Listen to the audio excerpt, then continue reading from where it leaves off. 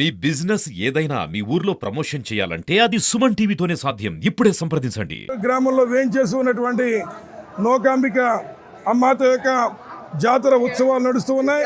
నెల రోజుల పాటు ఈ జాతర మరి అత్యంత వైభవపేతంగా మరి నిర్వహిస్తున్నారు. ఇక్కడ ఆలయ కమిటీ చైర్మన్ గారు మరి ఇతర నాయకులు, ముఖ్యంగా ఈ యొక్క ప్రాంతంలో ఉన్నటువంటి వారే కాదు, సుదూర ప్రాంతాల వారు కూడా వచ్చి నోకాంబిక దేవస్థానాల్లో మరి ప్రతి సంవత్సరం కూడా దర్శనం చేసుకుని వారి యొక్క కోరికలన్నీ తీరుతారనే ప్రగాఢ విశ్వాసంతో ఇక్కడికి సుదూర ప్రాంతాల నుంచి వస్తూ ఉంటారు.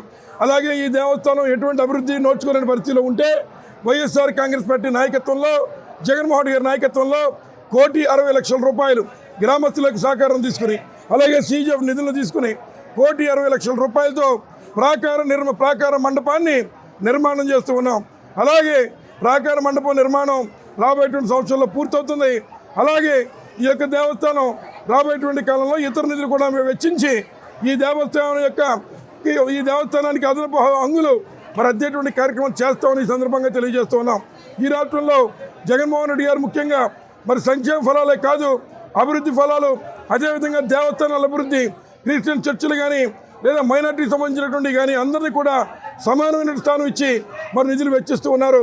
అందులో భాగంగానే కొత్తపేట నియోజకవర్గంలో మరి కొన్నటువంటి నోకాంబిక దేవస్థానానికి 1,20,00,000 రూపాయలు అయితే, గోపాలపురంలో మరి వేణుగోపాల స్వామి ఆలయానికి కానీ, శివాలయానికి కానీ, అలాగే పుల్దిండిలో ఉన్నటువంటి గ్రామాల్లో ఉన్నటువంటి దేవాలయాలకు కానీ సుమారు మరి అలాగే వానపల్లిలో పళ్ళాలమ్మ తల్లి దేవస్థానానికి కానీ వీటిలన్నింటినీ కలిపి సుమారు 10 కోట్ల రూపాయలు జగన్మోహన్ రెడ్డి గారు వెచ్చించి మరి దేవస్థానాలన్నీ కూడా పునర్నిర్మాణం చేసే కార్యక్రమం జగన్మోహన్ రెడ్డి గారి నాయకత్వంలో జరుగుతుందని ఈ సందర్భంగా తెలియజేస్తూ మరి ఈ రోజున ఏదైతే